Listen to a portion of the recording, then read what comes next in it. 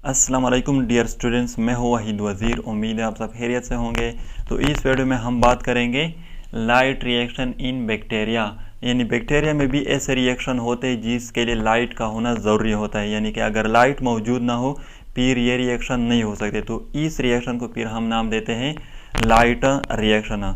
तो पहले बैक्टीरिया में सिर्फ साइक्लिक फोटोफॉस्फोराइलेशन जो है ये कंसीडर किया जाता था कि सिर्फ बैक्टीरिया में साइक्लिक फोटोफॉस्फोराइलेशन जो है ये होता है, लेकिन बाद में कुछ ऐसे बैक्टीरिया भी रिपोर्टेड हो गए जिसमें नॉन साइक्लिक फोटोफॉस्फोराइलेशन जो है ये भी होता है, लेकिन साइक्लिक फोटोफॉस्फोराइलेशन जो है ये डोमिनेंट है। तो हम पहले साइक्लिक फोटोफॉस्फोराइलेशन की बात करेंगे, इसके बाद नॉन साइक्लिक फोटोफॉस्फोराइलेशन की तरफ आते हैं। तो यहाँ पर साइक्लिक फोटोफॉस्फोराइलेशन जो है इसमें याद रखें बैक्टीरिया का जो क्लोरोफिल होता है इसको हम बैक्टीरिया क्लोरोफिल कहते हैं। तो बैक्टीरिया क्लोरोफिल पर जब सनलाइट पड़ती है तो इससे 2 इलेक्ट्रॉन जो है वो रिलीज हो जाते हैं और वो इलेक्ट्रॉन चले जाते हैं फेराडक्सीन में। तो यहाँ पर ये नोट कर ले कि सनलाइट की जो वेवलेंथ है ये 900 नैनोमीटर होनी चाहिए, ना इससे कम ना इससे ज़्यादा, क्योंकि अगर इस 900 नैनोमीटर से ये लाइट की वेवलेंथ कम हो जाए फिर ये इलेक्ट्रॉन जो है ये फेराडक्सीन में पहुंच नहीं सकेंगे, और अगर ये 900 नैनोमीटर से ज़्यादा हो जाए फिर ये इलेक्ट्रॉन जो है ये फेराडक्सीन को भी क्रॉस कर सकेंगे और इससे भी ऊपर चले जाएंगे। तो इसलिए यहाँ पर ये लाइट जो है ये 900 नैनोमीटर होनी चाहिए। तो जब बैक्टीरिया क्लोरोफिल जो है इससे 2 इलेक्ट्रॉन निकल जाते हैं तो इसमें 2 इलेक्ट्रॉन की गैप जो है ये प्रोड्यूस हो जाती है, यानी इस पर पॉजिटिव चार्ज आ जाता है। फिर ये इलेक्ट्रॉन जो है ये फेराडक्सीन से चले जाते हैं साइटोक्रोम बी में, और साइटोक्रोम बी से फिर चले जाते हैं साइटोक्रोम सी में, और इस स्टेप में ADP adenosine diphosphate plus inorganic phosphate जो है इसकी कॉम्बिनेशन हो जाती है और ये बना लेते हैं एटीपी एडेनोसिन ट्राइफॉस्फेट। और 2 इलेक्ट्रॉन जो है जो साइटोक्रोम सी में चले गए हैं ये फिर वापस आ जाते हैं बैक्टीरिया क्लोरोफिल में, और जब ये बैक्टीरिया क्लोरोफिल में वापस आ जाते हैं फिर इस पर पॉजिटिविटी जो है ये ख़त्म हो जाती है, जो 2 इलेक्ट्रॉन की गैप थी वो ख़त्म हो जाती है।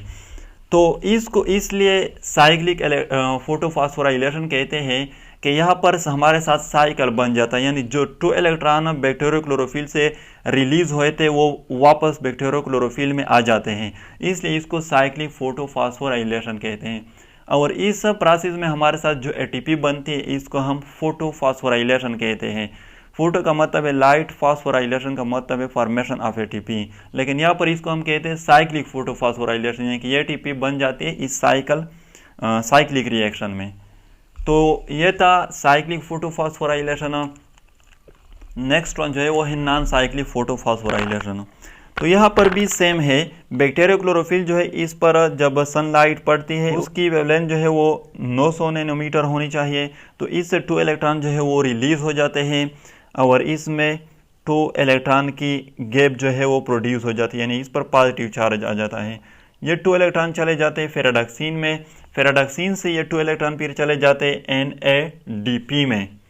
अब यहाँ पर ये नोट कर ले कि हम बार बार कहते हैं ना कि बैक्टीरिया में वाटर की जगह H2S जो है हाइड्रोजन सल्फाइड वो यूज़ होता है, यानी कि जब हम प्लांट में लाइट रिएक्शन की बात कर रहे थे तो वहाँ पर वाटर की स्प्लिटिंग हो जाती है, लेकिन बैक्टीरिया में वाटर की जगह H2S यूज़ होता है तो यहाँ पर H2S की स्प्लिटिंग हो जाती है, यानी कि जब बैक्टीरिया क्लोरोफिल पर लाइट पड़ती है और इससे इलेक्ट्रॉन रिलीज हो जाते हैं तो at the same time H2S जो है इसकी भी ब्रेकडाउन हो जाती है, किस चीज़ में, सल्फ़र में, 2 हाइड्रोजन आयन में और 2 इलेक्ट्रॉन में। तो ये सल्फ़र जो है ये रिलीज हो जाता है टू द एटमॉस्फेयर, और ये 2 हाइड्रोजन जो है ये चले जाते हैं NADP में। तो NADP ये 2 हाइड्रोजन आयन और ये 2 इलेक्ट्रॉन जो इस NADP ने एक्सेप्ट किए हैं वो कंबाइन हो जाते हैं और बना लेते हैं NADPH2, और ये 2 इलेक्ट्रॉन जो है ये बैक्टीरिया क्लोरोफिल में चले जाते हैं और बैक्टीरिया क्लोरोफिल की जो पॉजिटिविटी है उसको ख़त्म कर लेते हैं, यानी उसमें 2 इलेक्ट्रॉन की जो गैप है वो ख़त्म हो जाती हैं। तो इसको नॉन साइक्लिक फोटोफॉस्फोराइलेशन इसलिए कहते हैं कि इसमें साइकिल नहीं बन जाता, मतलब कि यहाँ पर बैक्टीरियोक्लोरोफिल से जो इलेक्ट्रॉन रिलीज हो जाते हैं वो फिर बैक्टीरियोक्लोरोफिल में वापस नहीं आते, वो NADP जो है वो एक्सेप्ट कर लेते हैं और बैक्टीरियोक्लोरोफिल जो है वो अपनी गैप जो है वो पूरी कर लेते हैं H2S से जो इलेक्ट्रॉन रिलीज हो जाते हैं उससे। तो ये थी लाइट रिएक्शन इन बैक्टीरिया, यानी कि साइक्लिक फोटोफॉस्फोराइलेशन और नॉन साइक्लिक फोटोफॉस्फोराइलेशन। अगर वीडियो अच्छी लगे तो लाइक भी करें, कमेंट भी करें। अगर अभी तक चैनल को सब्सक्राइब नहीं किया है तो चैनल को भी सब्सक्राइब करें। थैंक यू एंड खुदा हाफिज़।